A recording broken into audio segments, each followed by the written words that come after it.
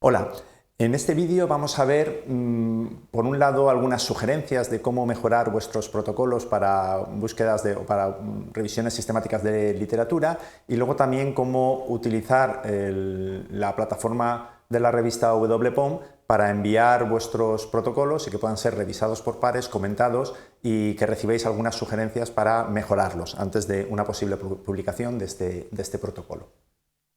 Empezamos con algunas recomendaciones sobre los protocolos.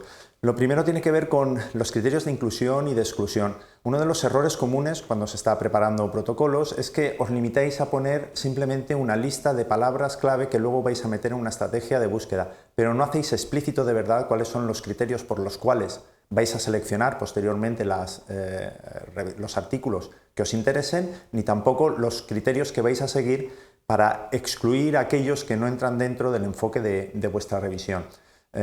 Yo sé que fijar estos criterios de inclusión es complicado, en algunos casos puede dar pereza, quizá estamos en una etapa muy preliminar de nuestro diseño o proyecto de escritura y no tenemos las ideas claras, pero precisamente por eso es interesante que hagáis explícitos todos vuestros pensamientos y os ayude a refinar exactamente qué es lo que estáis buscando. Si no, lo que os encontraréis es más adelante, cuando tengáis una lista de resultados, que os va a costar mucho poder seleccionar con cuáles referencias os vais a quedar y cuáles vais a excluir. Si esto os pasara, realmente lo que os está indicando es que estáis en una fase previa y es que tenemos que definir todavía mejor nuestros criterios de inclusión o de exclusión. En definitiva, lo que se trata es de que escribáis en un párrafo o que hagáis una lista indentada de cuáles son las cosas que vosotros vais a revisar en cada artículo para decir, este me lo quedo, y qué otras cosas vais a revisar en el artículo para decir, este no me interesa. Cuando estemos tanto usando el título YASTRAD o después cuando tengamos un PDF para trabajar.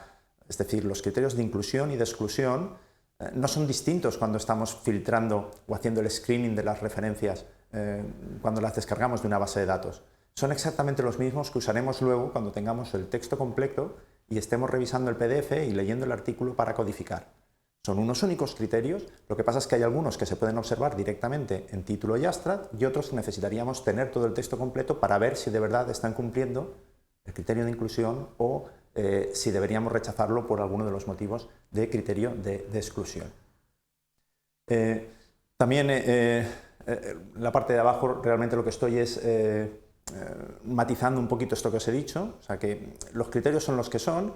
Y no importa que no podamos encontrarlos en el título y el abstract. La ventaja de poder encontrarlos en el título y el abstract es que rápidamente podemos excluir o rápidamente podemos decir, esta referencia me interesa.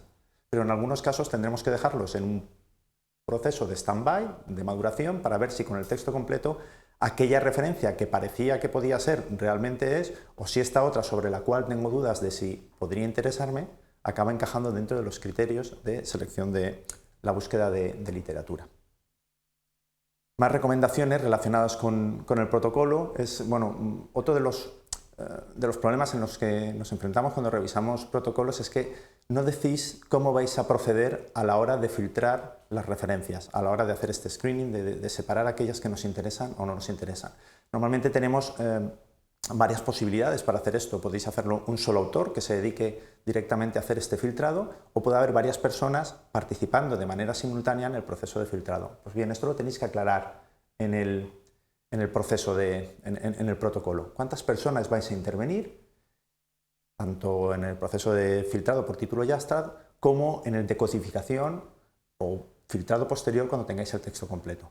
Pueden ser las mismas o pueden ser diferentes y esto lo tenéis que especificar. Es una decisión que tomáis cuando arrancáis vuestro proyecto de escritura de una revisión sistemática. Simplemente tenéis que ponerlo por escrito y tenerlo claro para que todos los demás sepamos cómo habéis funcionado. También deberíais indicar hasta qué punto o cómo vais a comprobar el grado de acuerdo que hay entre las diferentes personas que están participando en el proceso de filtrado, siempre que lo hagáis en grupo. Si lo hacéis individualmente no necesitáis hacer ningún tipo de estudio de fiabilidad de vosotros con vosotros mismos. Pero cuando hay varias personas participando y hay cierto solape en las referencias que estamos mirando, pues hay que indicar cuál es ese margen de solape, en cómo vais a trabajar y cómo vais a evaluar posteriormente si hay acuerdo entre las diferentes personas que han estado participando en el proceso de filtrado. No tenéis que decir quién lo está haciendo, pero sí que tendréis que indicar cuántas personas harán y cuál será el protocolo o procedimiento con el que vayáis a funcionar. Aquí os pongo un par de ejemplos de cómo podríais funcionar. Quizá la primera recomendación, la más sencilla y sin entrar en mucho detalle, sería que podríais utilizar por lo menos un 10% de solape de las referencias. Pero esto va a depender de cuál es la cantidad de falsos positivos que os aparecen en la búsqueda o en los resultados que hacéis con la búsqueda automática.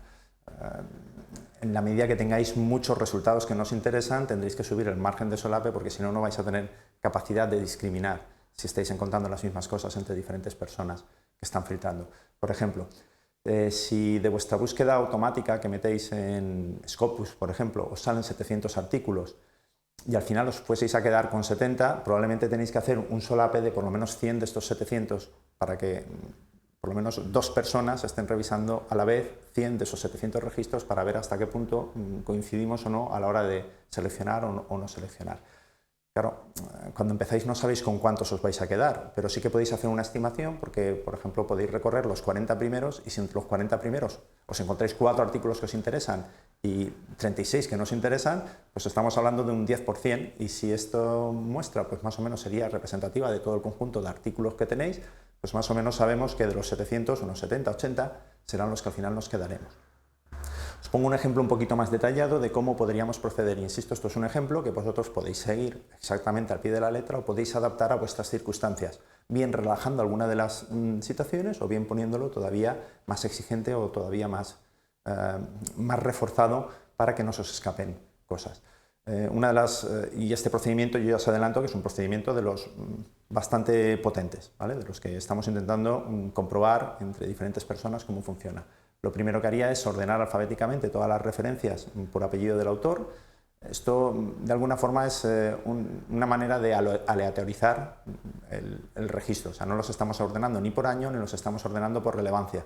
Os comento esto de ordenar porque seguramente cuando empecéis a filtrar no estáis con el mismo grado de madurez que cuando vais en la etapa intermedia ni estáis tan cansados como cuando estéis en la etapa final. Por eso conviene que las referencias estén más o menos colocadas de una manera que no os afecten este sesgo de cansancio o de maduración de conocimiento en el funcionamiento respecto a cosas que son obvias como la secuencia temporal. Es decir, si las más recientes las ponéis al principio, estaréis afectando a todo un conjunto de referencias con ese posible sesgo del tiempo en el que empezáis. Entonces las ordenamos y este será el orden con el que vamos a mantener todo el resto de cosas. Empezáis por la primera.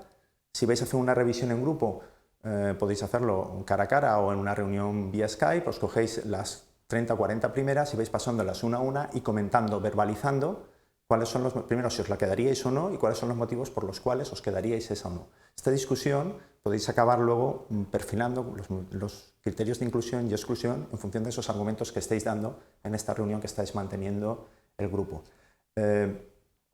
Podríais seguir con esto por lo menos hasta que encontréis 15 artículos de los que os quedáis, ¿vale? Y esto también os hará una estimación de cuántos falsos positivos tenéis en la lista.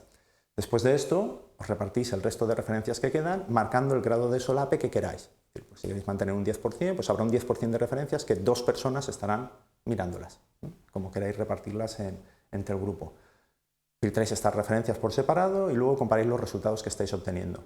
Si más o menos llegáis a las mismas decisiones todos los que estáis participando en la revisión, ahí hemos terminado el proceso de screening y ya tenemos la lista definitiva de los que nos quedamos. Y si existiera mucha diferencia, pues tendríais que acabar de perfilar el protocolo, indicando mejor cuáles son los criterios de inclusión y exclusión con todo lo que habéis aprendido en este proceso de debate entre las diferentes personas que estáis en el grupo.